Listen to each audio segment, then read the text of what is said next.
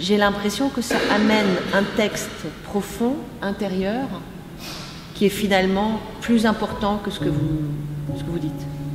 Ce que vous dites n'est que la surface de l'iceberg.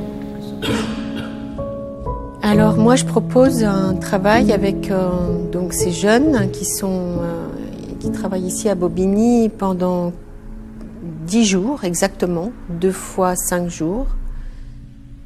Donc ça consiste à d'abord faire un training physique assez intensif, puisque c'est un travail qui sollicite beaucoup le corps. Et puis nous faisons des exercices, des improvisations. Après nous faisons un exercice qui va beaucoup nous servir pendant le travail sur les scènes. C'est la méthode Meissner. Meissner vient d'une méthode de travail qui s'est développée aux États-Unis sur l'écoute de l'autre, l'attention au partenaire. On pourrait dire que l'énergie vient non pas de moi, mais de mon partenaire. Et puis on fait moi, quelque chose que j'ai expérimenté beaucoup avec Thomas Ostermeyer qui s'appelle les storytelling. C'est-à-dire ce sont des improvisations sur la biographie des gens en rapport avec la pièce qu'on travaille. On travaille sur la mouette de Tchekhov. Voilà. En 2015, en fait, quand je suis arrivée à la direction de la MC 93, Nicolas Bigard, qui est metteur en scène et pédagogue, était à la MC 93 en résidence et il avait énormément travaillé avec le Conservatoire de Bobigny. Et il m'a suggéré de construire une masterclass égalité des chances pour permettre notamment à des élèves du Conservatoire de Bobigny, mais à d'autres élèves de conservatoire, d'améliorer leurs chances d'intégrer les grandes écoles nationales pour devenir comédien professionnel. Donc je leur demande d'observer énormément, non seulement d'observer, mais de verbaliser leurs observations pour essayer de les concrétiser, de leur donner des mots, donc de la chair.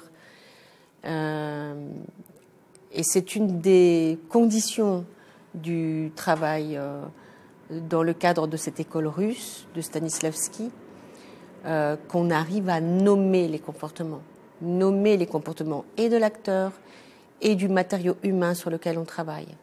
Voilà, c'est une méthode où on analyse rapidement et la situation, et les circonstances, et les relations entre les personnages. On définit des événements, des faits agissants. Et puis, dans un deuxième temps, on fait des essais, des esquisses. C'est comme, on pourrait dire, on expérimente physiquement ce qu'on a étudié intellectuellement. En russe, on appelle ça la lecture par les pieds. Voilà, ça dit bien ce que ça dit.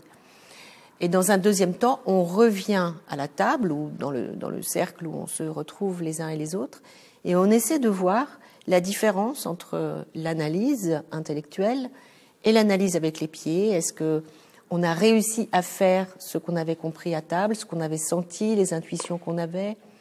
Qu'est-ce qu'on a oublié? Quelles sont les erreurs? Quelles sont les choses qui sont intéressantes mais qui ne correspondent pas à la pièce? Voilà. Et on va comme ça, comme un cahier d'exercice perpétuel, d'esquisse en esquisse, on s'approche finalement de la situation exacte de la pièce, du texte de la pièce, parce que ça se fait en improvisation. C'est comme un chemin vers le rôle, vers la pièce, vers l'auteur, vers le rôle.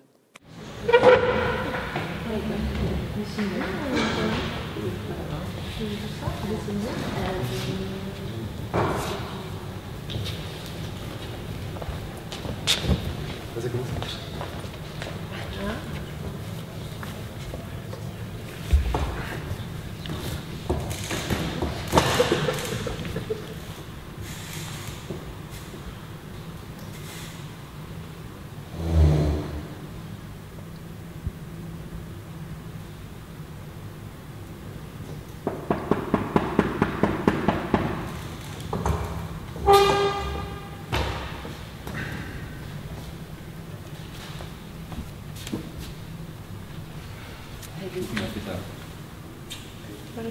Ça va. Ça va? Vas-y, installe-toi, enlève tes chaussures. Enfin, fais comme chez toi. Voilà, on va enregistrer la matinée. Bah, j'ai pas fait mes dormi cette nuit, c'était pas le top. C'est pas fait. Je sais pas, ça cogitait, j'avais un peu mal à la tête en plus. Mais c'est pas génial. Oh, tu sais, je sais pas trop, j'avais. Je sais pas. Alors c'est un travail qui entraîne, on va dire, l'observation du partenaire, des partenaires qui travaillent ensemble, c'est-à-dire ce n'est pas le je, la première personne n'est pas centrale. Ce qui est central, c'est le travail lui-même. Ils sont dans un moment de leur vie très précieux. Tu veux quoi comme thé? Ils ont besoin qu'on leur fasse confiance. Ils ont besoin qu'on leur dise tu vas y arriver, tu sais le faire. Ils ont besoin d'autre chose que du jugement. Ils ont besoin d'aller à leur rythme. Ils ont besoin de rencontrer une pièce à partir d'eux-mêmes, non pas à partir d'idées d'un rôle, de stéréotypes. Ils ont besoin de lâcher tous les faux-semblants, les mensonges, les clichés, et ils y arrivent très bien. Une fois que le stage sera passé, ils feront d'autres choses autrement. Mais ce que j'espère, c'est qu'ils pourront utiliser, même à très petit pourcentage, les éléments qu'on aura dépliés pendant ce stage et que ça pourra les aider, ou même simplement en s'en souvenant et en ayant des beaux souvenirs, parce que quand on est jeune acteur, on a besoin de développer en nous ce qui nous fait aimer le théâtre.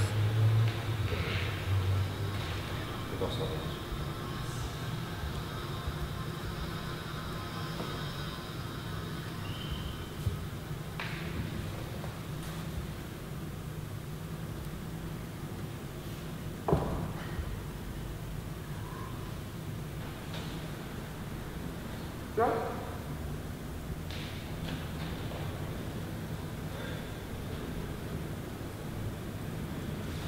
Mais dis-moi ce qui va pas!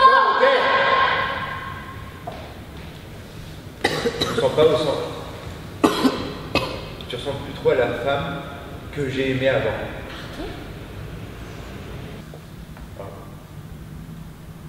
J'ai une grande estime pour toi et Tu me proposes une pause. je te propose ça. Tu me proposes de faire une pause. De faire une pause. Mais tu me connais quand même. Non mais moi il n'y a pas de pause, c'est pas possible. Tu me demandes pas mon avis à moi, enfin non. Non, on est ensemble, on n'est pas ensemble. Mais c'est quoi ce truc de middle pause, là, machin, c'est Désolé, je sais que. Du coup, j'essaie de trouver une solution qui, toi, te conviendrait et moi aussi. Mais tout, ça me convient, non, ça me convient pas. Excuse-moi, ça me convient pas. Non. Ça m'a fait. Non, non, ça plus. Mais le. Bon après-midi, Non, bon mais- désespoir, salut.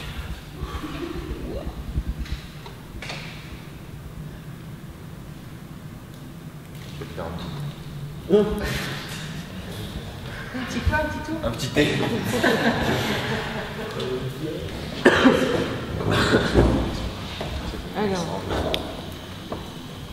Alors Yasmine, dis ce que tu as à dire à tes acteurs. Alors, tout d'abord, une chose, il y a un truc qui est ouf, c'est quand elle dit l'amour, sa vie, enfin, je veux dire, et c'était, et je te l'avais pas dit, et c'était exactement ça. C'est-à-dire que lui, il était peut-être un peu plus moins adulte, enfin. Mais on le caché. sentait, hein. Moi je l'ai senti, Ouais. qu'elle s'en doutait. Cette classe, on en est à la 3e promotion. Donc en fait, ce sont des jeunes qui ont envie de devenir comédiens professionnels et de intégrer les écoles nationales, qui viennent passer une audition à l'AMC. Ils ont été 70 cette année, donc ceux que vous avez vus là, eh ben, ils ont été retenus comme étant les meilleurs parmi 70. C'est sur critères sociaux pour intégrer la masterclass. Elle est gratuite et elle permet de compléter un cursus. Donc c'est deux formes un peu pour compléter le cursus, à la fois la rencontre avec des professionnels au cours de masterclass, de l'aide pour préparer les scènes pour les conservatoires, et surtout parce que c'est associé à une scène nationale comme la NC 93, l'accès à l'ensemble des spectacles, ils viennent voir les spectacles, on discute, ils sont intégrés à un théâtre d'une certaine manière. Et je pense qu'effectivement, vu les résultats qu'on a, où depuis 2 ans, la moitié des personnes qui sont passées par la masterclass ont pu intégrer une école nationale, je crois que ça fonctionne.